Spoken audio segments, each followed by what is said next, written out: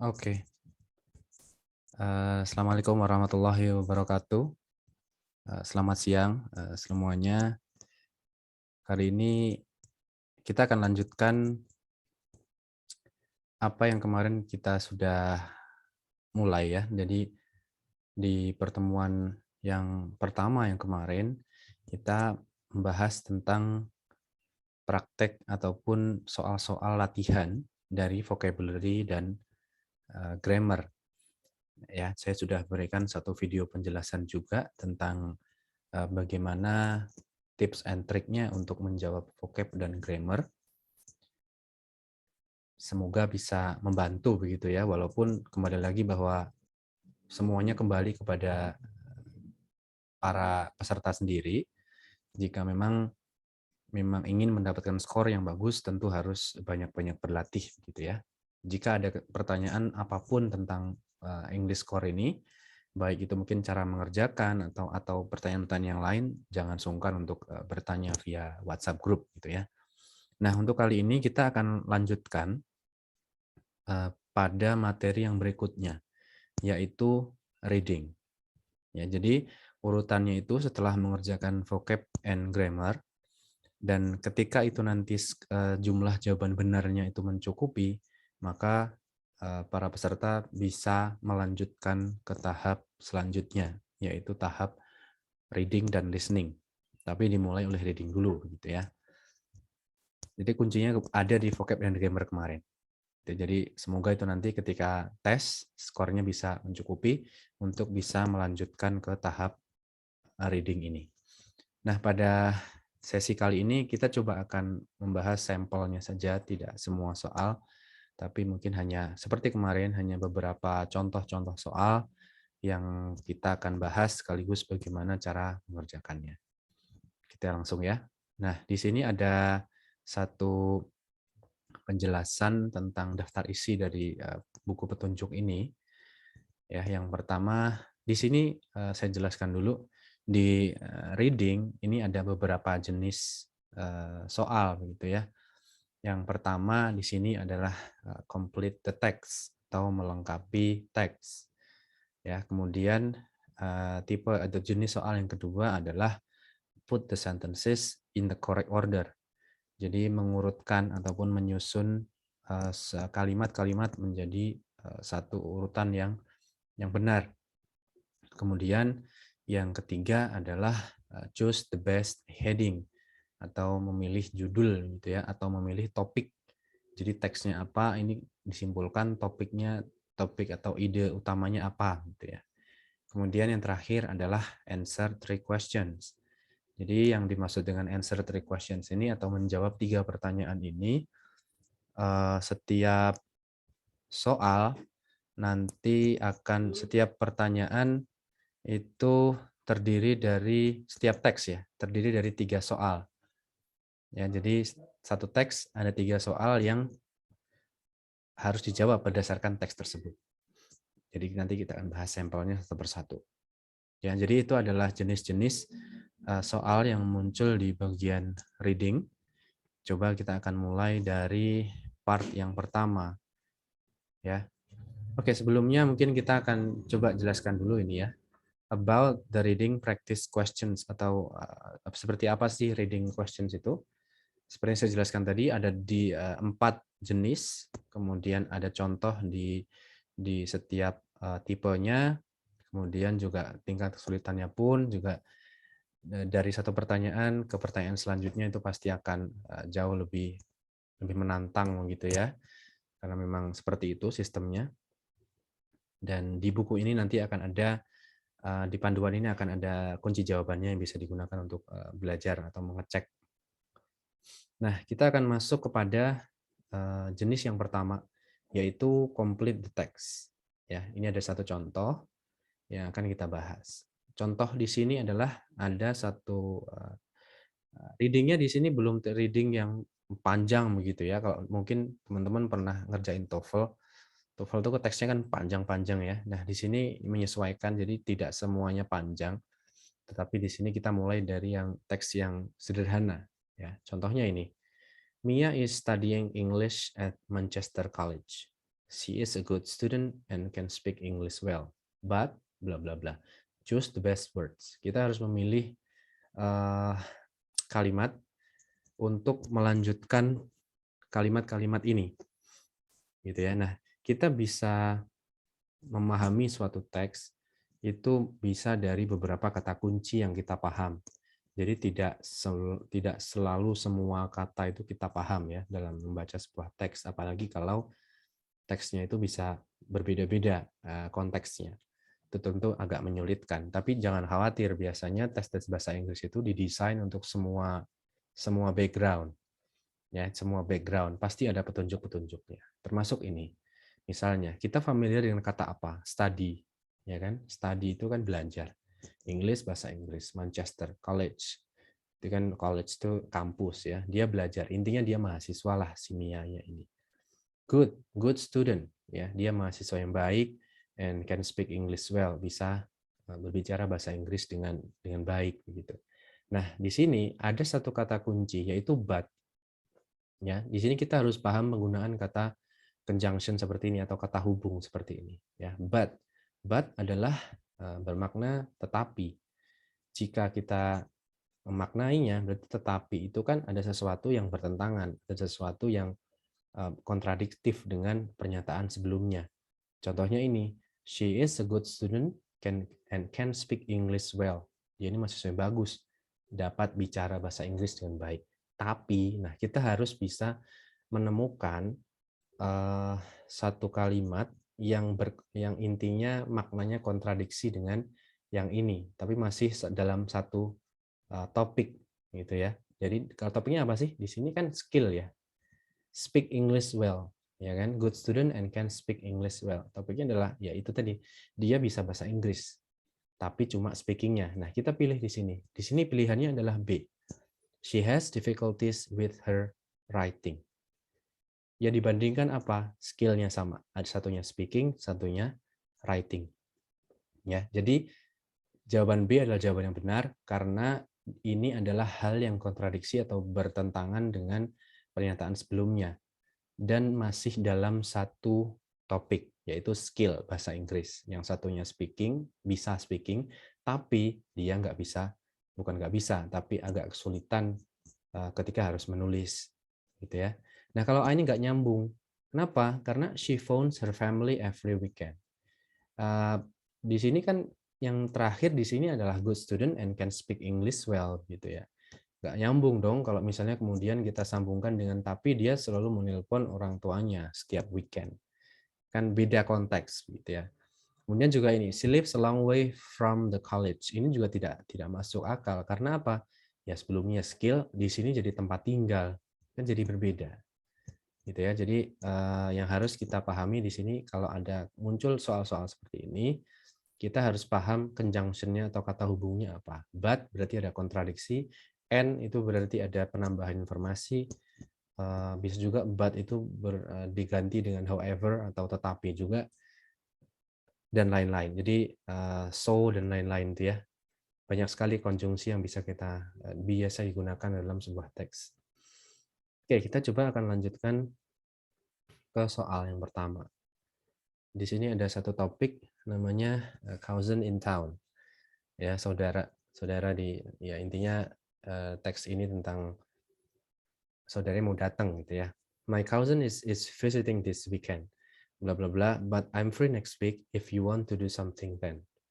Ya, jadi oke, kita bisa memahaminya dari beberapa kata kunci. Visit kan berkunjung.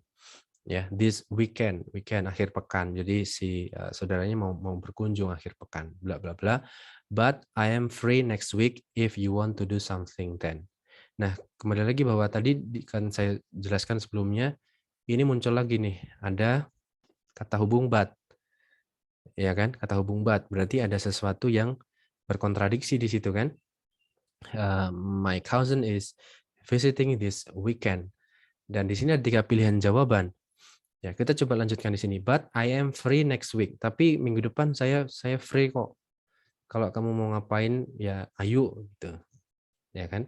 Nah, berarti kan kalau minggu depan saya free kok. Berarti kan dia menyatakan bahwa dia nggak bisa. Karena apa? di weekend ini dia nggak bisa karena ya si saudara sepupunya mau datang, sehingga jawaban yang paling tepat adalah ya, so I can't come to dinner on Saturday. Gitu ya. Saturday sama weekend itu kan sama ya. Weekend itu kan akhir pekan, Saturday juga di akhir pekan. Dan ini juga jadi kata kunci di sini, this weekend. Weekend ini relate dengan Saturday atau bersinonim dengan Saturday. Gitu ya. Jadi jawaban yang paling benar adalah yang B. So I can't come to dinner on Saturday. Saya nggak bisa datang ke makan malam hari Sabtu. Tapi minggu depan saya free kok. Gitu ya. Jadi kita bisa menganalisis dari beberapa kata kunci. Kemudian nomor 2, traveling home, pulang. Ya, pulang.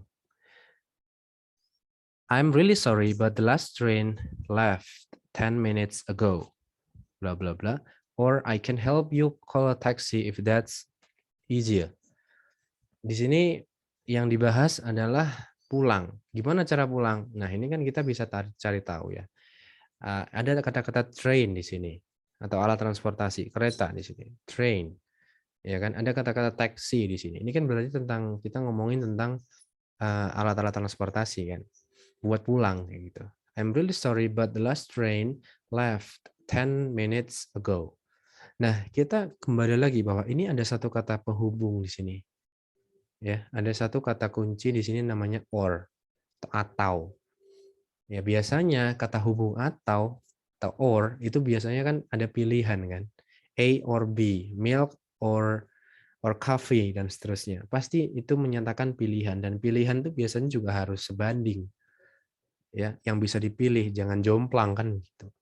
Nah, di sini diterangkan bahwa I can help you call a taxi. Ya, yang dibandingkan tentu alat transportasi yang lain kan di sini karena ini kan bagian dari kalimat yang ini. Ini sudah stop di sini, ada titik di sini. Oke, kita bandingkan coba. Kalau kita milih A, there is a bus you can take. Ya. There is a bus you can take. Masuk akal mungkin bisa jadi. Karena apa? Di sini sama-sama alat transportasi. Ya, bus. Ada bus yang bisa kamu naik. Kemudian yang B, the next train is in 30 minutes. Ini juga ada kata-kata train lagi. Ya, tapi di sini perlu kita pahami bahwa di sini ada kata the last. The last berarti di saat itu the last train itu sudah lewat. Kereta terakhir sudah lewat, sudah tidak ada lagi kereta. Tapi kalau di sini malah ada the next train lagi. Ya kan? Jadi ini tidak betul ya atau salah karena ini sudah tidak sama informasinya dengan yang kalimat sebelumnya yaitu the last. Kok di sini ada the next lagi. Nah, kemudian yang C, the station will close soon. Nah, ini kan malah tidak memberikan solusi apa-apa. Ya kan? The station will close soon. Ya jelas kalau memang sudah kereta terakhir biasanya juga akan operasinya akan bisa dihentikan sementara waktu kan gitu. Sampai ada kereta selanjutnya. Ya, jadi yang tentu jawaban yang paling benar adalah yang A. There is a bus you can take or I can help you call taxi if that's easier. Jadi ini yang paling masuk akal adalah yang A. Ada bus yang bisa kamu pilih, yang bisa kamu naikin, atau saya bisa bantu nelpon taksi jika mungkin itu bisa lebih mudah. Gitu. Ya, jadi yang A. Karena apa? Di sini kata konjungsinya adalah or atau maknanya. Oke, kita lanjut. Nah, itu tadi dua contoh ya. Dua contoh soal dari tipe complete the text. Ya, nanti akan ada beberapa ya soal-soal di dalam soal yang real testnya akan juga seperti itu tipe-tipenya. Ya, kemudian kita akan lanjutkan dari pada tipe selanjutnya, yaitu put the sentences in the correct order, yaitu menyusun kalimat menjadi urutan yang benar. Nah, ini ada contoh. Nah, kita harus paham di sini topiknya apa? Plastic in the environment. Plastic in the environment. Plastik di lingkungan ya. Nah, di sini ada gembok gitu ya. Ini adalah kalimat awalnya. One good thing about plastic is that it is strong and lasts a long time. Ya, kita bisa paham di sini mungkin. Ada kata-kata strong, kuat, dan last, bertahan lama. Ini yang dimaksud adalah yang plastiknya ini tadi. Good thing-nya ya. Jadi bagus untuk berbagai macam perabotan karena dia kuat dan tahan lama. Nah, ini ya yang pokoknya. Nah, kita harus melanjutkan gitu ya. Melanjutkan kalimat pertama ini untuk bisa menjadi suatu informasi yang lebih lengkap. Ya, di sini ada 3 pilihan atau bukan 3 pilihan ya. 3 kalimat yang harus diurutkan. Yang pertama adalah the result. Kita harus paham apa yang biasanya sebuah paragraf itu antara satu kalimat dengan kalimat yang lain pasti nyambung. Sebelum masuk ke kalimat selanjutnya pasti ada clue di kalimat sebelumnya. Contohnya ini. One good thing about plastic is that it is strong and lasts a long time. Ya, ini kan karakteristiknya adalah ini tadi, karakteristik yang kuat dan tahan lama. Ya kan? Coba kita lihat. Kalau yang A, the result of this is there will be more plastic than fish. The result of this nggak jelas. The result of apa? Ya kan? Tidak ada kejadian sebelumnya. Ya kan? Kemudian kalau yang B, not all plastic can be recycled. Ya kan? Not all plastic can be recycled. Tidak semua plastik dapat didaur ulang. Padahal di sini kita akan melanjutkan dengan hal bagusnya dari karakter yang kuat dan tahan lama itu. Jadi yang paling masuk akal adalah yang C. Kenapa? Karena ini melanjutkan yang karakteristik ini. That's why itu mengapa it is the perfect material for so many different purposes. Ya, jadi that's why itulah mengapa karena dia kuat dan tahan lama, it is the perfect material, materi yang sempurna untuk berbagai macam keperluan. Jadi ini dimulai dari yang C. Nah, kemudian kita bisa lanjutkan ada 2 pilihan. Ya. Kalau kata the result pasti ini ada kejadian yang mendahului sebelumnya. The result of this. This ini mengacu kemana? Pasti ke yang ini. Kita lihat kejadiannya apa. Not all plastic can be recycled, however. However ini adalah tetapi. Ya, maknanya sama dengan but. Tapi tempatnya tidak selalu di depan ya, bisa di tengah-tengah kayak gini. Not all plastic can be recycled, however. Tidak semua bisa didaur ulang, tapi dan kebanyakan itu berakhir di in the sea. Ya, sampah-sampah itu bermuaranya di laut. Nah, ini yang dimaksud kejadiannya. Ya kan? Sebab akibatnya, ini sebabnya, akibatnya ini. Ada kata-kata result. The result of this is there will be more plastic than fish in our oceans by 2050. Ya, jadi dari ini tadi, dari kejadian penyebabnya ini tadi, akibatnya adalah akan ada lebih banyak plastik daripada ikan di perairan kita pada tahun 2050. Ya, jadi yang urutannya adalah C, B, and A. Ya, itu urutan dari paragrafnya. Ya, itu C, B, A. Oke, coba kita akan mulai dari yang nomor 1. Customer review about computer. Di sini kita akan bahas tentang topiknya adalah review dari customer tentang komputer, suatu benda yaitu komputer. Oke, kita coba pahami di sini. I don't usually write reviews online for products I buy, but I had to share my thoughts on this computer. Jadi dia nggak biasa nulis review gitu ya, tapi dia dia mau membagikan my thoughts, opininya dia, reviewnya dia tentang komputer yang dia beli. Jadi dia ini beli komputer ya. The product I buy yaitu apa? Komputer. Kita coba akan lanjutkan. Nah, di sini ada pengecohnya. Ada first of all. First. Ya, first itu yang pertama. Tapi jangan terkecoh ya. Jangan terkecoh dengan kata-kata first. Nah, apakah ini kemudian haruskah ini yang kedua? Belum tentu. Ya, walaupun ini ada kata-kata first di sini. Apakah ini melanjutkan yang ini? Belum tentu. Coba kita lihat yang C. This is by far the best computer I have ever had for the following reasons. This is by far, ini sejauh ini the best computer. Ya, jadi sebelum dia mereview itu, dia kasih ini dulu, kasih awalan dulu. Ini paling bagus nih yang pernah saya punya gitu. Kenapa? Ada beberapa alasan. Following reasons, ada beberapa alasan. Baru kemudian kita bisa memilih yang first of all. Karena apa? Ada beberapa reasons di sini atau beberapa alasan yang dimulai dari it's very fast and I can use for many different programs at the same time without a problem. Ya, first of all, ya, apa yang pertama, cepat dan bisa digunakan untuk berbagai macam keperluan, bisa untuk membuka banyak program. Dan di sini diakhiri dengan the best. Ya, the best. Ini juga bisa menjadi penanda ya kata-kata the best. Biasanya yang terbaik itu kan di akhir gitu ya.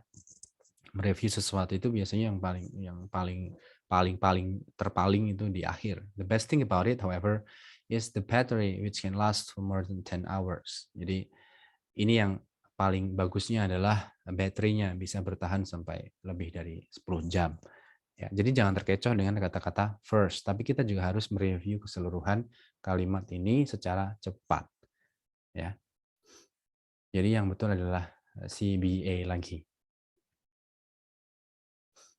Nah, kita lanjutkan dari soal selanjutnya, sama tipenya masih put the sentences in the correct order atau mengurutkan. Support for employees, ya, dukungan untuk karyawan. Employees karyawan, employer atasan. Ya, diingat-ingat gitu ya. Support for employees. Di sini I think it's important to remember that most people have good and bad days at work. Ya, di sini kita bisa menganalisis kata-kata yang mungkin kita paham. Remember, ingat, people, orang-orang, good, baik, bad, buruk, days, hari ya, at work. Jadi saya simpulkan bahwa ya perlu diingat bahwa kebanyakan orang tuh pasti punya hari yang baik dan hari yang buruk di pekerjaan. Tidak selalu baik, tidak selalu buruk juga. Dan topiknya adalah support atau dukungan. Coba kita akan pilih mana dari A, B, C ini yang duluan, gitu ya. Nah, seperti yang saya bilang tadi, satu kalimat dengan kalimat selanjutnya itu pasti nyambung, ya, pasti nyambung. Biasanya nyambungnya juga diidentifikasi dengan kesamaan kata yang dipakai. Nah, contohnya kita bisa lihat di sini ada kata-kata bad days. Nah, kita temukan di sini ada bad day lagi. Ini bisa menjadi sebuah penanda bahwa ini adalah kelanjutan dari kalimat sebelumnya. Not just at work. Work ini juga work, ini juga ya, kesamaan juga. Not just at work actually. A bad day is usually because of something in an employee's personal life. Tidak hanya di pekerjaan ya sebenarnya, tapi ya hari buruk itu bisa disebabkan oleh hal-hal yang di luar pekerjaan atau dari kehidupan pribadi para karyawan. Gitu ya. Jadi cara menemukannya juga bisa diidentifikasi dari persamaan kata yang dipakai antara satu kalimat dengan kalimat selanjutnya. Oke, jadi the next is C, not just at work, bla bla bla. Nah, kemudian kita bisa lanjutkan. Ya, kita kira-kira yang mana ini? Selanjutnya kan ini tadi ya, dari yang ini kemudian yang C. Kita juga bisa menganalisis kesamaan kata lagi nih, work. Nah, ini ada juga di sini work. Ya kan? But issues outside of work, ya, masalah di luar pekerjaan can put us in a negative mood and affect the way we do our job. Ya, karena ini juga relate. Kenapa? Di sini kan personal life. Personal life itu kan kehidupan pribadi. Kehidupan pribadi itu sinonim dengan issues outside of work, outside di luar. Personal juga di luar pekerjaan kan. Jadi yang paling tepat selanjutnya adalah ini. Ada kesamaan sinonim antara personal life dengan issues outside of work. Can put us in a negative mood and affect the way we do our job. Bisa mempengaruhi mood dan mempengaruhi cara kerja. Nah, diakhiri dengan this is why, itulah mengapa gitu ya. Itulah mengapa endingnya adalah employers must offer support to their teams both in the office and in general. Jadi harus kasih support. Ya, jadi yang susunannya adalah C, A, and B. Oke, itu dua contoh ya dari mengurutkan kata menjadi mengurutkan kalimat ya menjadi sebuah mungkin paragraf yang bagus. Nah, di sini kita lanjut kepada tipe selanjutnya, yaitu choose the best heading ataupun bisa dikatakan judul atau ide-ide utamanya atau main ideas-nya apa. Jadi di sini ada satu teks yang harus kita tentukan ya. Di sini jangan khawatir teksnya nggak panjang-panjang ya. Yang harus kita tentukan, nah di sini ada 3 pilihan. Kita terserah mungkin strategi setiap orang bisa berbeda. Kita bisa menganalisis langsung dari jawabannya agar lebih cepat, immediate actions against global warming, the role of historical, atau the place of public policy. Kita juga bisa menentukan itu dari kata-kata ataupun kalimat pertama dari sebuah teks, misalnya. The director of environmental think tank has pointed to a new study as evidence that social policy has a role to play. Kita harus lihat satu kalimat itu diakhiri oleh titik, ya. Kalau kita nggak bisa memahami satu kalimat ini misalnya secara keseluruhan, ya kita gunakan konteks clue lagi nih. Kita bisa tentukan kata-kata yang mungkin relate dengan kalimatnya yang bisa kita gunakan untuk menebak maknanya apa. Ya, misalnya nih, kita environment itu kan lingkungan ya. Study itu penelitian misalnya. Evidence, bukti. Fight, ya kan? Fight against itu perang melawan pemanasan global gitu ya. Itu dari kalimat pertama. Coba kita analisis di sini dari headingnya. Oke, kita bisa menyimpulkan misalnya dari kata-kata, katakanlah kata-kata fight against. Itu kan kalau kita sebagai aksi nyata, fight against itu kan aksinya real ya. Ngapain sih untuk mencegah global warming? Ya kan? Aksinya real. Jadi bukan hanya sekedar saran, tapi apa-apa yang bisa dilakukan. Nah, ya tentu yang paling pas adalah yang A. Kenapa? Immediate actions. Actions. Fight itu pasti actions. Ya, yang namanya fight ada memerangi global warming itu pasti ada tindakannya. Dari situ saja kita juga sudah bisa menentukan jawabannya yang A.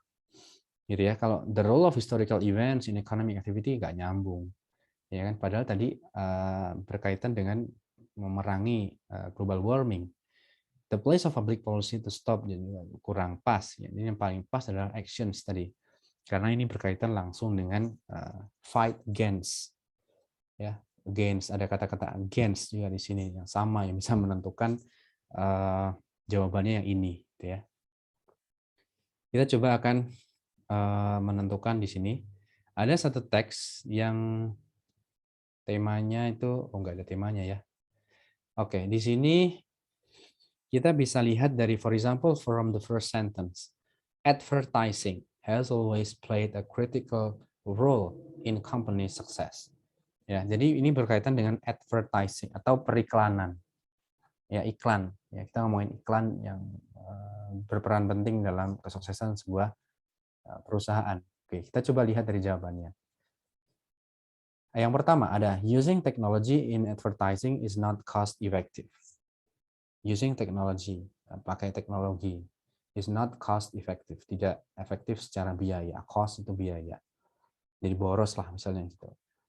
The role of advertising throughout history. Jadi peran advertising ya dalam sejarah, history sejarah. And then improving the efficacy of advertising, cara meningkatkan efektivitas periklanan. Oke, kita coba analisis. Mungkin dari kalimat pertama belum begitu jelas. Interesting ads can attract new customers dan seterusnya. Kita bisa scanning gitu ya, skimming atau scanning terserah mungkin yang paling sesuai yang mana strateginya. Tapi yang paling pas itu membaca cepat. Kita bisa tentukan di sini kata-kata yang familiar. Contohnya adalah di sini saya akan meng-highlight di sini recent technological developments. Ya, recent technological developments.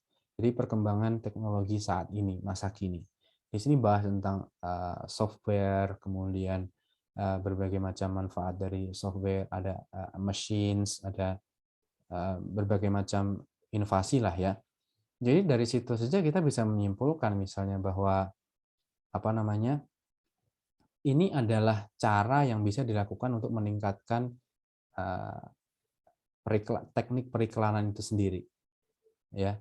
Jadi apa namanya, tidak diterangkan di sini ada biaya-biaya, tidak ada cost-nya, ya. Cost-nya ini justru malah yang kalau nggak bisa apa namanya di sini misalnya, while big corporations in particular might employ thousands of experts, they still find themselves wasting millions on ads yang tidak punya efek apa-apa. Jadi mereka masih apa namanya membuang-buang uang banyak untuk iklan yang tidak ada efeknya gitu. Ya, dan itu bisa ditingkatkan dari apa? Dengan cara menggunakan teknologi. Ya, dengan cara menggunakan teknologi yang itu bisa meningkatkan efektivitas periklanan. Jadi yang paling pas adalah yang C. Ya, tidak ada history, tidak ada. Kemudian juga tidak ada pernyataan bahwa is not cost effective, tidak ada pernyataan bahwa di situ tadi secara penggunaan teknologinya itu tidak tidak efektif secara harga, yang ada malah apa namanya wasting millions, menghamburkan banyak uang tapi nggak ada efeknya. Tapi yang ditekankan di sini adalah caranya untuk meningkatkannya. Ya, jadi yang pas adalah improving the efficacy of advertising. Gitu ya. Oke. Kemudian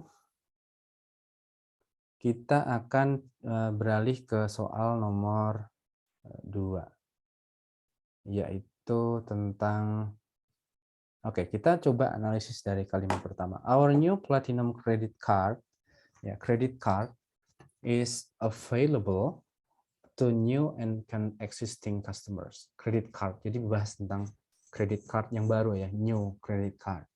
Tersedia untuk pelanggan baru atau pelanggan tetap, pelanggan lama. Nah, di sini kita coba langsung aja lihat dari jawabannya ya. Yang pertama ada determining whether you qualify for a credit card. Ya, kemudian yang kedua adalah how to apply for a credit card and then product information about a credit card. Di sini kita lihat, to apply you must be age 18 or over. Jadi harus berumur 18 tahun. Ya, kita bisa lanjut. Ada koma di sini, be a permanent resident, ada apa? Warga negaraan di United States. Ada koma lagi, have a current US bank. Ya, jadi punya akun bank US gitu. Jadi kalau bisa disimpulkan di sini siapa sih yang bisa apply for the credit card kan gitu. Ya kan syarat-syaratnya apa sih gitu. Jadi yang paling pas ya tentu yang A, determining whether you qualify for a credit card. Ya. Apakah seseorang itu layak atau enggak dengan kriteria apa? Contohnya yang ini tadi harus berumur 18 atau lebih. Di sini ada harus menjadi warga negara tetap dari United States, ada juga punya bank akun bank dari US Bank dan seterusnya. Jadi yang paling pas adalah yang A, determining. Kalau how to apply nggak ada. Cara pendaftaran ininya nggak ada. Itu bukan cara, tapi lebih ke syarat. Product information juga tidak terlalu jelas begitu ya. Jadi yang ditekankan di sini adalah yang apakah kita layak atau tidak untuk memiliki credit card. Oke, itu tadi tentang soal tentang apa namanya choose the best heading ya. Kita coba akan beralih di sini ke answer three questions. Nah, kita coba lihat ya. Di sini akan ada teks yang lumayan ya. Nah, kita ada setiap teks akan ada 3 pertanyaan. Ya, contoh di sini. Ada sebuah teks yang judulnya adalah Law Targeting Commerce Tricks. Ya, law targeting hukum ya. Jadi sini memang latihannya adalah banyak baca aja. Hukum yang mengarah pada commerce, perdagangan, trik-trik dagang. Ya, jadi ini berkaitan dengan hukum ya. Teksnya berkaitan dengan legal atau hukum. A new law is being considered in the United Kingdom to target scalpers, people who buy products. Coba kita lihat langsung jawab pertanyaannya ya. Jangan terlalu sibuk untuk membaca teksnya secara keseluruhan. Why is scalping such a big problem? Why? Why adalah mengapa. Jadi harus tahu jenis pertanyaannya. Why is scalping such a big problem? Kenapa scalping adalah masalah yang besar? Scalping itu apa? Kalau kita tahu masalah, kalau nggak tahu gimana? Coba kita lihat dari kalimat pertama.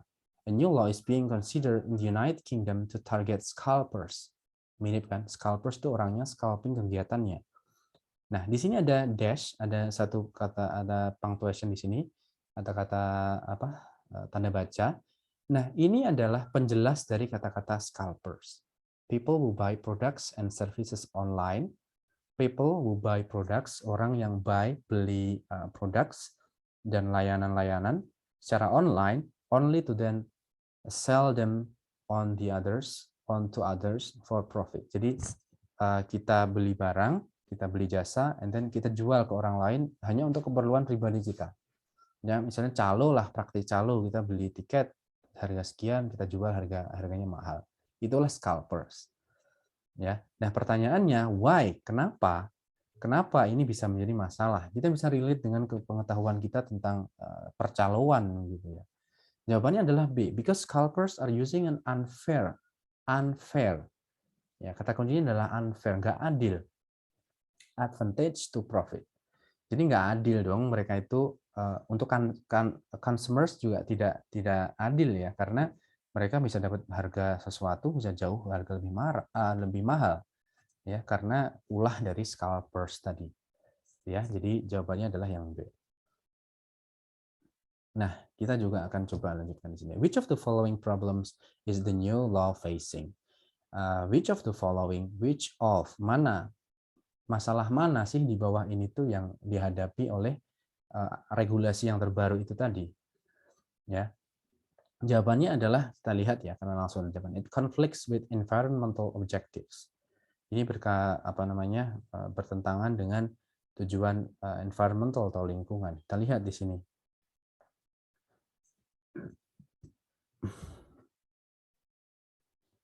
The biggest problem this proposed legislation faces is that it's impossible to ban the sale of second-hand goods.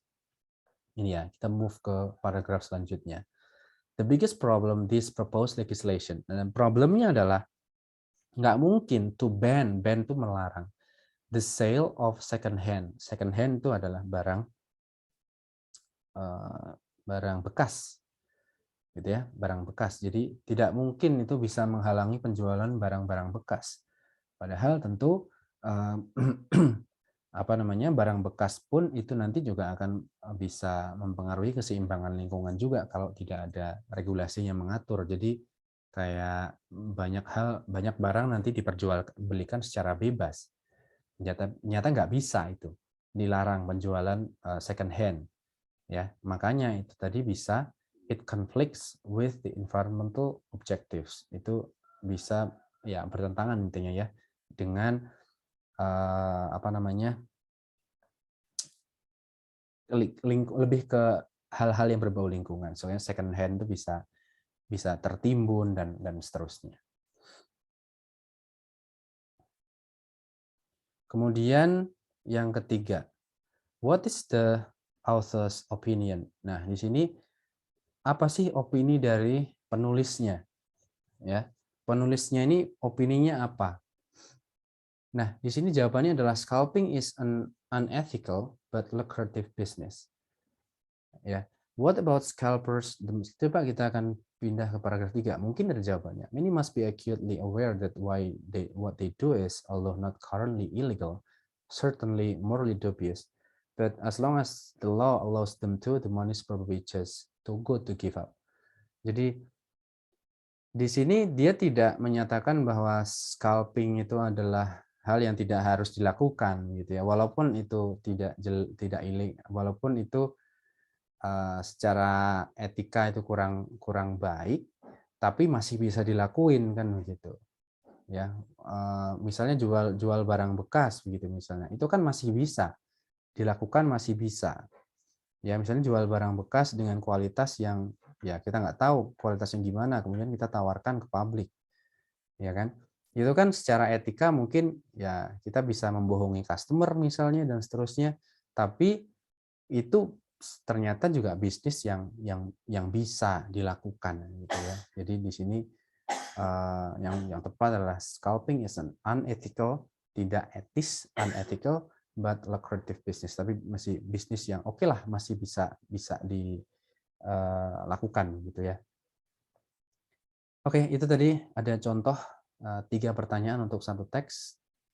Oke, coba kita akan analisis di sini. Ada email from client. Langsung kita cari pertanyaannya. What does the email say about the training course venue? What does the email say? Apa sih yang yang tertera di email tentang training course venue ataupun tempat trainingnya? Kita lihat. Jawabannya di sini adalah the lecture hall was spacious, the food options were well received, the course equipment was antiquated. Venue itu adalah tempat, ya. Venue adalah tempat. Coba kita lihat di sini.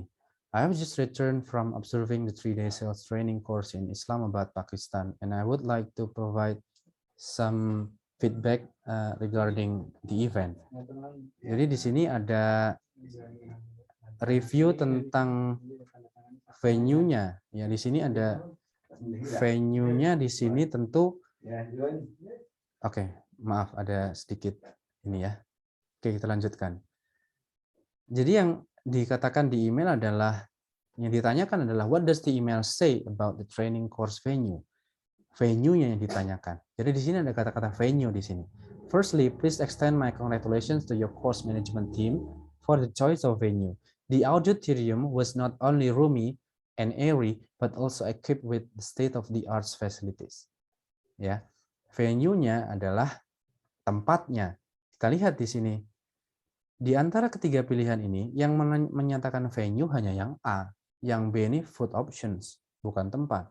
Course equipment, itu juga bukan tempat. The lecture hall, ini yang baru tempat. Was spacious. Jadi tentu yang paling masuk akal adalah yang A, atau the lecture hall was spacious. Karena dia venue. Venue itu tempat, hall juga tempat. Kemudian kedua, what best describes Jenna's attitude regarding the instructor? Ya, apa yang Jenna itu adalah yang nulis email ini. Ya, dia nulis email ini untuk memberikan review tentang venue yang dia pakai. Ya, apa yang menggambarkan Jenna ini, sikapnya Jenna ini tentang instrukturnya? Coba kita lihat instrukturnya ada atau enggak. Kita mungkin lihat di paragraf jump to the next paragraph. The trainer ini adalah yang dimaksud instrukturnya ya trainernya ini. Was fantastic. I knew it was a smart choice not to go with the first sales trainer you recommended. I'm sure he is excellent at his job. Yeah, but I don't think he would been able to build rapport with my team as quickly as Elspeth did. Gitu ya. Dan di paragraf ini ada kata-kata begini. Those can frequently be quite still, but Elspeth's friendly behavior and humor made them a delight. Humor di sini. Humor di sini kan berarti kan ada satu kata yang mungkin familiar, yaitu humoris misalnya. Ya, humoris. Coba kita lihat di sini. Ada nggak sih yang mirip dengan kata-kata humoris? Relief, atau amuse, atau validated. Yang paling mirip dengan kata-kata humor ataupun mirip dengan kata lucu itu adalah menghibur kan. Dan kata-kata menghibur itu dimaknai amuse. Ya. Jadi dia terhibur begitu dengan instrukturnya itu, dengan trainernya itu merasa terhibur. Kalau validated itu terpercaya. Relief juga berbeda maknanya. Jadi tentu yang paling sinonim dengan humor ini, saya mengambil satu kata kunci saja. Friendly behavior juga bisa, yang bersahabat, dan humor.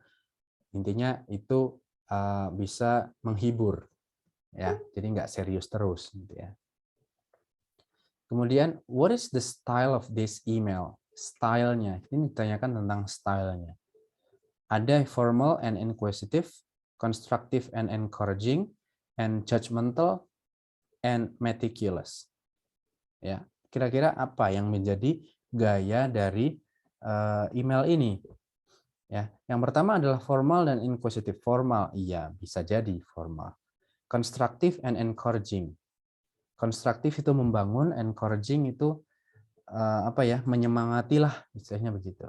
Judgmental itu memberikan judgment, ya, memberikan statement yang mungkin mengadi ataupun menyatakan menilai begitu ya. Dan di sini yang paling gayanya, yang paling sesuai itu sebetulnya adalah memberikan karena dia senang, jadi dia memberikan hal-hal yang bisa memberikan bisa meningkatkan kualitas dari panitianya juga, dari penyedia layanannya gitu ya. Jadi yang paling pas di sini tentu adalah constructive and encouraging. Jadi membangun. Kenapa membangun? Karena di sini tadi ada hal-hal yang bisa lebih membuat penyelenggara itu bisa melanjutkan hal-hal baik yang sudah diberikan. Konstruktif, kemudian encouraging juga bisa menyemangati juga, karena di sini tadi banyak sekali hal-hal bagus yang dikasih oleh customer gitu ya. Jadi itu gayanya adalah constructive and encouraging. Oke, kita lanjut ke soal terakhir ya. Di sini ada bacaan terakhir. Importance of sleep, ya, pentingnya tidur. Coba kita lihat di sini ada beberapa soal.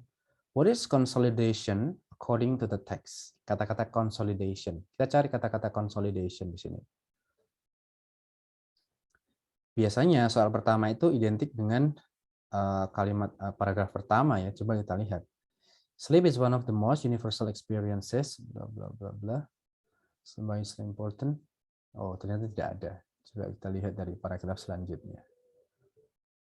Oke, di sini ternyata ditemukan di sini. Ya, when we sleep, our brains process knowledge they have acquired through the day, helping us to retain it, a process known as consolidation. Ini sebetulnya proses ini kan dinamakan consolidation. Ini yang dijelaskan. Konsolidasi itu apa sih di sini? Ya, ada kata-kata tanda baca ini menghubungkan sebetulnya.